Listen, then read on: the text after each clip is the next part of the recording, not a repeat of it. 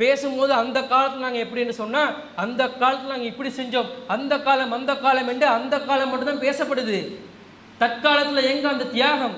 அன்பிற்குரிய சகோதரர்களே, இந்த நபிமார்களுடைய தியாகங்களோடு நாம் செய்திருக்கக்கூடிய அந்த தியாகங்களை சற்று உரசி பார்க்க வேண்டும்.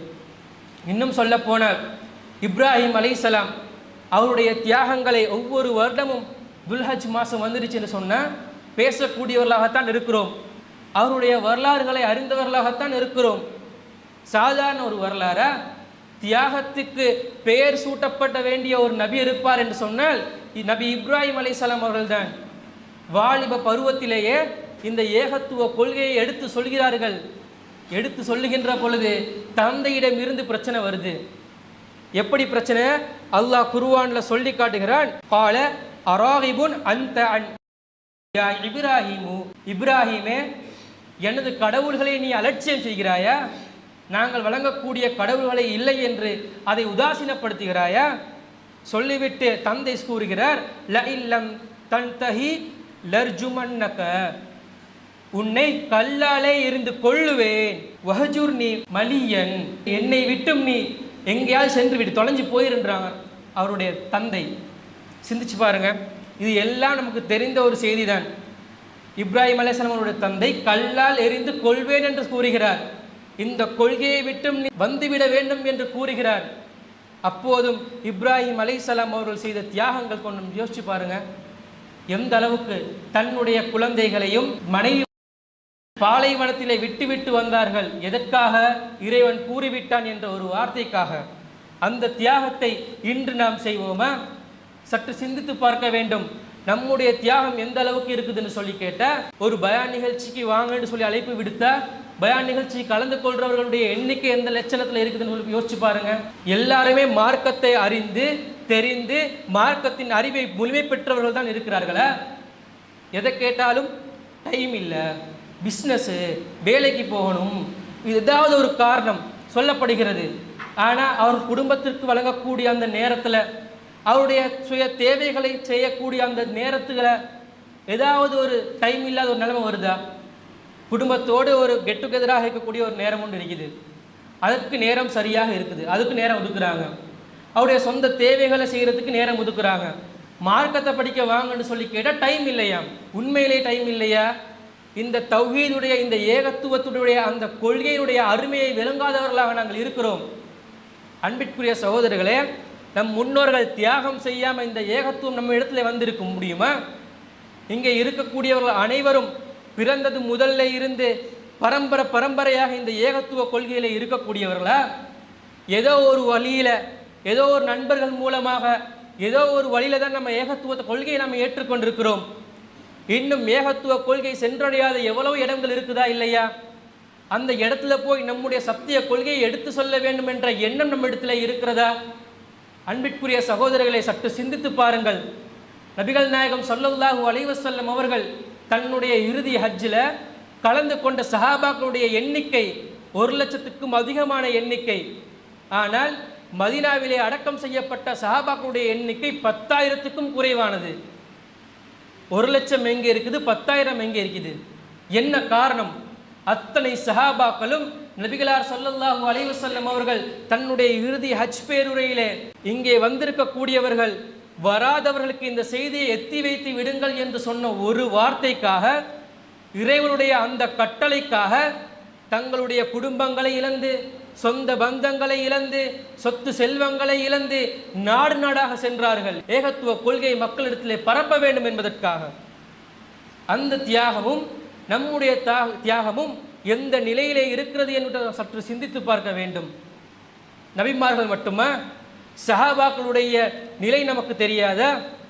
ரலியல்லாஹு அன்ஹு ரலியல்லாஹு அன்ஹு என்று கூறுகிறோமே, எதற்காக அந்த துஆ?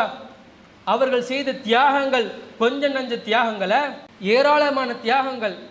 நம்ம சஹாபாக்களுடைய தியாகங்கள் நம்ம பட்டியல் எடுத்தோம் என்று சொன்னால் எதை ஃபில்டர் பண்ணி எதை சொல்றதுன்னு தீர்மானிக்க முடியாத அளவுக்கு ஏராளமான தியாகங்கள். பிலால் ரலியல்லாஹுடைய தியாகங்கள் எந்த அளவுக்கு கஷ்டப்பட்டாங்க. ஒரு அடிமையாக இருக்கக்கூடிய ஒரு நிலைமை. இந்த காலத்தில் அடிமைன்றது ஒரு நிலை இருக்குதா? அடிமைன்றது நிலை இல்லை. அடிமை எப்படின்னு சொன்னால் தன் எஜமானன் என்ன சொன்னாலும் கட்டுப்பட்டு நடக்க வேண்டும். அதற்கு மறுபேச்சு பேச முடியாது. அவர் என்ன துன்பம் தந்தாலும் சகிச்சு கொண்டு இருக்கணும். அவருக்கு எப்போ விடுதலை கிடைக்கும்னு சொன்னால் அவர் அடிமையிலேருந்து விலகினா தான் விடுதலை கிடைக்கும். அப்பேற்பட்ட அடிமையாக இருக்கக்கூடிய ஒரு நிலையில் ஆரம்பத்தில் இஸ்லாத்தை ஏற்றுக்கொள்கிறார்கள். எவ்வளவு கஷ்டங்கள், எவ்வளவு துன்பங்கள் பட்டிருப்பார்கள். பிற்காலத்திலே உமர் ரலியல்லாஹுடைய காலத்தில் உமர் ரலியல்லாஹு கேட்குறாங்க, பிலாலே நீ ஆரம்பத்தில் இஸ்லாத்தை ஏற்றுக்கொண்டிருக்கக்கூடிய நிலையில் என்னமாய் கஷ்டத்தை அனுபவிச்சிங்கன்னு சொல்லி கேட்கும் பொழுது பிலால் ரலியல்லாஹு அவர்கள் என்ன செய்கிறாங்கன்னு சொன்னால் அவர்கள் பட்ட கஷ்டத்தை கூறுகிறார்கள். எந்த அளவுக்கு என்று சொன்னால் அவருடைய எஜமான் உமையா பின் கலப் அவர்கள் என்ன செய்வார்கள் என்று சொன்னால் பிலால் ரலியல்லாஹு அவர்களை வெளியிலே எடுத்து வந்து மக்காவிலே திறந்த வெளியிலே படுக்க போட்டு அவருடைய மார்பகத்திலே மிகப்பெரிய ஒரு பாறையை அவர்கள் மீது வைப்பார்கள். எந்த அளவுக்கு என்று சொன்னால் நீ மரணிக்கணும், அப்படி இல்லாட்டி பழைய கொள்கைக்கு நீ வந்துடணும். ஒன்று மௌத்து, அப்படி இல்லாட்டி பழைய கொள்கைக்கு நீ வந்துடணும். அது வரைக்கும் மிகப்பெரிய ஒரு பாறையை அவருடைய நெஞ்சிலே போட்டு வைத்தார்கள். அந்த நேரத்திலே அவருடைய வாயிலிருந்து வந்த வார்த்தை என்ன தெரியுமா? அஹதுன் அஹதுன் என்று தான் கூறிக்கொண்டிருந்தார்கள். அல்லாஹ் ஒருவன் தான், அல்லாஹ் ஒருவன் தான் என்ற அந்த ஏகத்துவ கொள்கையை தான் முழங்கிக் கொண்டிருந்தார்கள். இது அல்லவா காரணம்? கொள்கையை விட்டு ஓடி போய் நாம் ஒளிஞ்சு கொண்டு ஏதோ ஒரு தூரத்தில் கொள்கையை கடைபிடிச்சு கொண்டு இருப்போம் என்று சொன்னால் இவர்களுக்கு தானே அந்த சான்ஸ் எடுத்து கொடுக்கணும். அந்த அளவுக்கு கஷ்டங்கள் நாங்கள் பட்டிருக்கிறோமா? அந்த அளவுக்கு துயரங்களை நாங்கள் பட்டிருக்கிறோமா? ஆனால் முந்தைய காலத்தில் இந்த தௌஹீதுடைய கொள்கையிலே இருந்து தியாகங்களை மேற்கொண்டு இந்த மார்க்கத்தை வளர்ப்பதற்காக பாடுபட்ட எத்தனையோ சகோதரர்கள் நம்மளால் காண முடியல.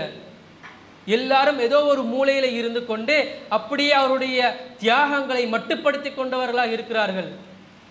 பேசும்போது அந்த காலத்தில் நாங்கள் எப்படின்னு சொன்னால் அந்த காலத்தில் நாங்கள் இப்படி செஞ்சோம், அந்த காலம் என்று அந்த காலம் மட்டும்தான் பேசப்படுது. தற்காலத்தில் எங்கே அந்த தியாகம்?